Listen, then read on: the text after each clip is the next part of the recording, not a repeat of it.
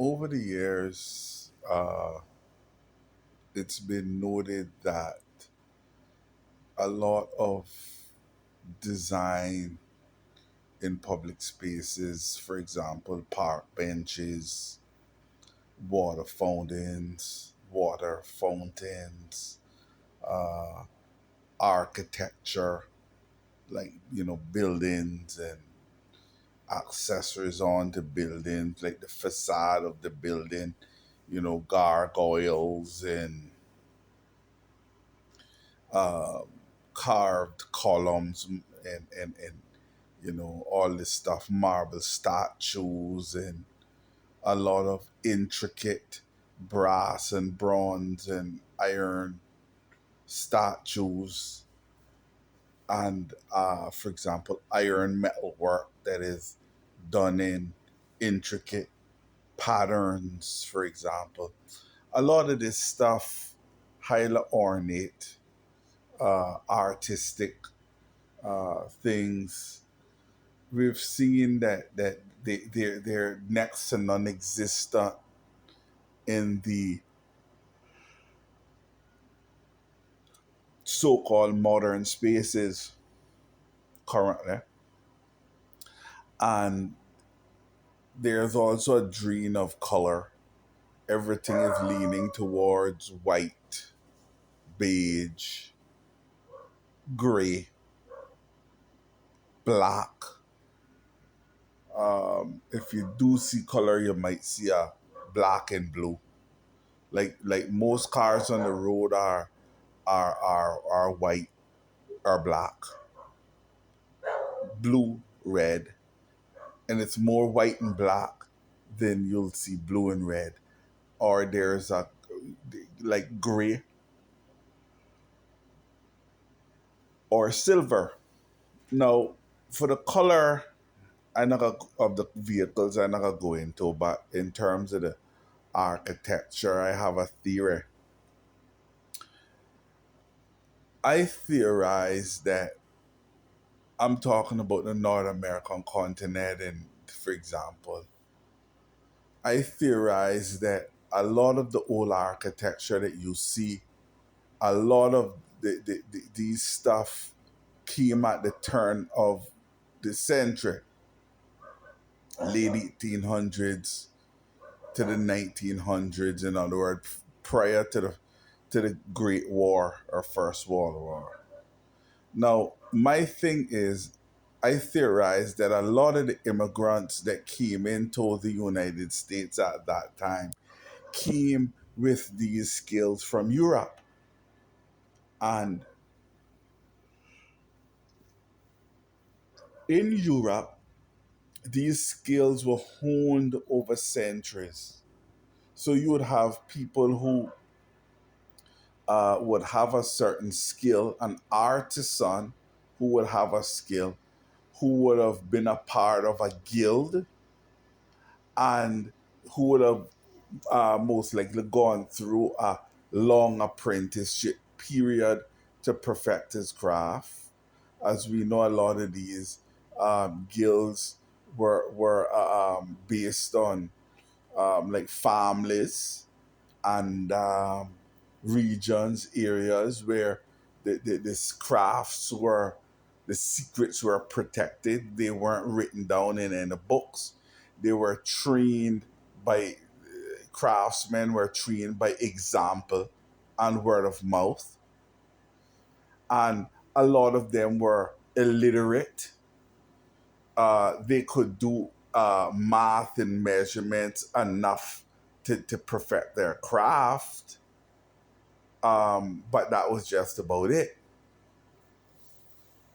Now, a lot of them were immigrants who came from Europe, and they came with their skills.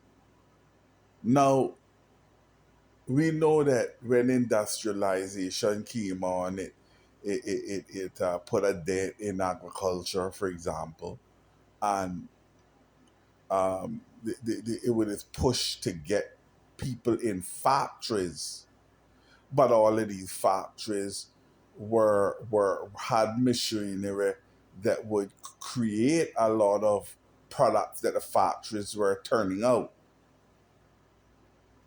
So you would find that a lot of these skilled people who came from Europe, for example, and other places, but anyway, let's say Europe, they would go and work. A lot of them would end up working in the factories because there was not, for example, a year-round demand to build to use your skill with certain technical stuff and thing.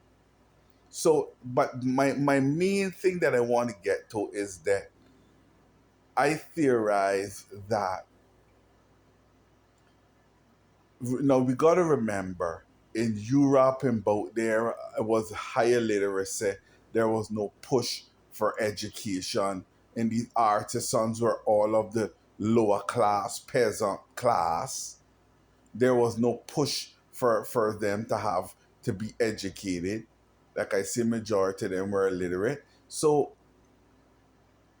when they came to America, you would find, for example, the parents, the mother and father would look at richer people and say, well, you know what?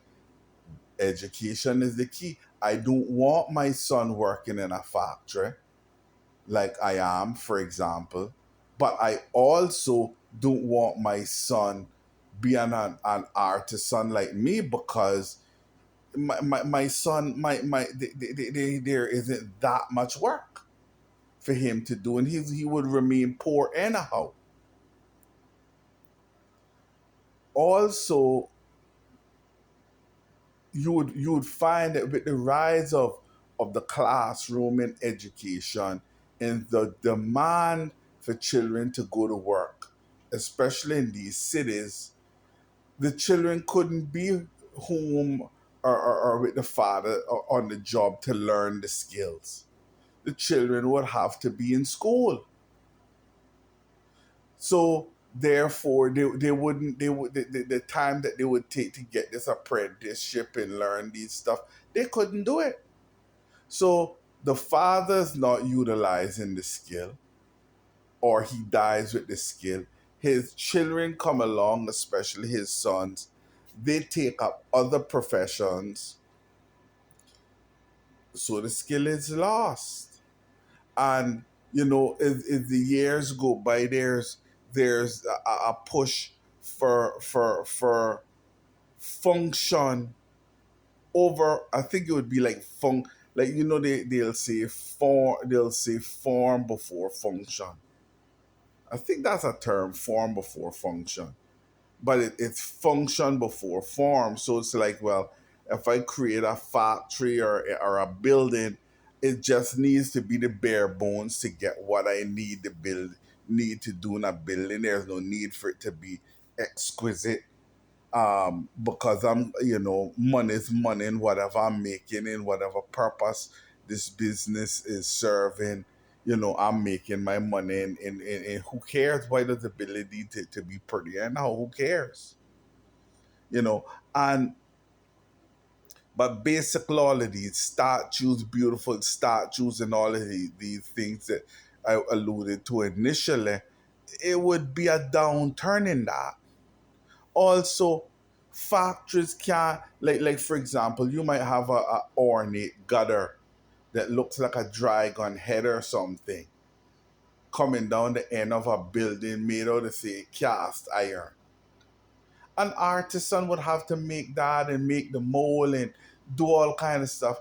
It's like, well, who cares? Just make a standard gutter, pretty much nondescript, and it's doing the same thing as an ornate one, right? Now, I agree with the much beautiful one as opposed to the plain one. Also, my theory is that culture drives artistic creation. So a lot of these artistic creations were rooted in Greco-Roman mythology, and Christian motifs. But when these things, fall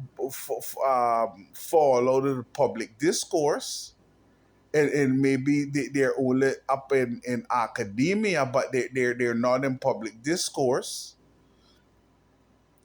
you'd find artists not drawing on those inspirations anymore.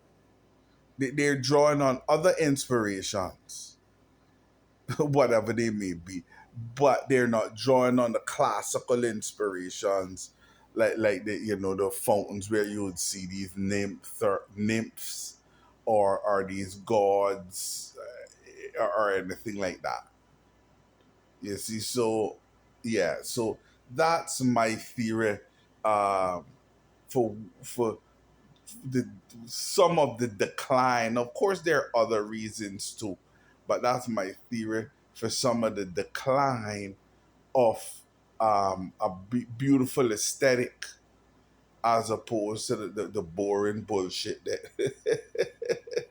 that is permeating the place.